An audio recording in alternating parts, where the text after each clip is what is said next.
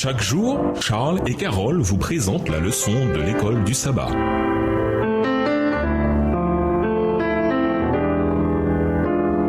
Bienvenue dans votre émission Dieu nous parle. Nous voilà à la leçon de lundi, au jour du Seigneur. Lisons Apocalypse 1, verset 10, ainsi qu'Exode 31, verset 13, Ésaïe 58, verset 13 et Matthieu 12, verset 8. D'après ces textes, quel jour dans la Bible est clairement qualifié de jour du Seigneur? Quelle importance ce jour devait-il avoir pour Jean au milieu de ses épreuves? Apocalypse 1, le verset 10. Le jour du Seigneur, l'Esprit de Dieu se saisit de moi, et j'entendis derrière moi une voix forte, pareille au son d'une trompette. Exode 31, verset 13. Et toi, dis ceci aux Israélites, surtout observez bien mes sabbats, car c'est là un signe entre moi et vous, de génération en génération, le signe que moi, l'Éternel, je vous rends saint. Ésaïe 58, le verset 13. Si le jour du sabbat tu ne travailles pas, si tu t'abstiens de traiter tes affaires en ce jour qui m'est consacré, si pour toi le jour du sabbat est un temps de délice, si ce jour de l'Éternel tu le tiens en estime et si tu le respectes en t'abstenant de faire ce qui te plaît, de traiter tes affaires et de tenir de longs discours. Matthieu 12, verset 8. Car le Fils de l'homme est maître du sabbat. Ce fut le jour du sabbat que le Seigneur de gloire apparut à l'apôtre en exil.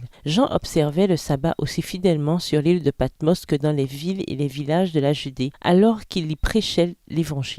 Il revendiquait comme siennes les précieuses promesses qui avaient été faites au sujet de ce jour. Texte tiré du livre Conquérant Pacifique au chapitre 57 à la page 518, écrit par Ellen G. White. Apocalypse 1, verset 10 indique clairement que l'apôtre Jean reçut la vision un jour de sabbat. Bien qu'attendant des événements futurs et même le retour de Christ, comparé avec Apocalypse 1, verset 7, appelé jour du Seigneur, Ésaïe 13, verset 6 à 13 et 2 Pierre 3, verset 10, Jean parlait de l'époque où il avait lui-même eu la vision de ces événements à venir et que c'était un jour de sabbat, le jour du Seigneur. Il ne fait aucun doute que dans ses souffrances, ce sabbat rempli de visions a dû devenir pour lui un avant-goût d'une vie libérée de toute souffrance, que lui et les fidèles de tous les âges connaîtront après le retour de Jésus. En effet, dans la pensée juive, le sabbat est considéré comme un avant-goût du Olam Haba, le monde à venir. Le sabbat que Dieu avait institué en Éden était précieux pour Jean sur cette île solitaire. Quel sabbat cela fut pour l'exilé solitaire, toujours précieux aux yeux de Christ, mais à présent plus que jamais exalté. Jamais auparavant il n'avait autant appris de Jésus, jamais auparavant il n'avait entendu de vérité aussi exaltée. Extrait du livre The SDA Bible Commentary,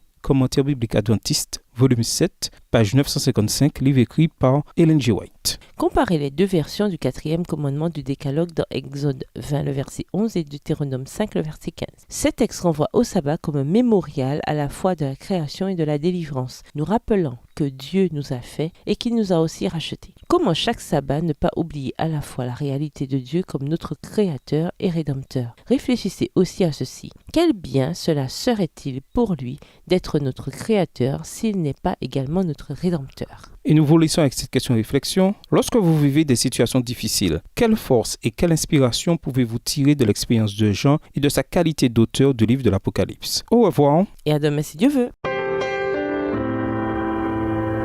Dieu nous parle. Chaque jour, Charles et Carole vous présentent la leçon de l'école du sabbat.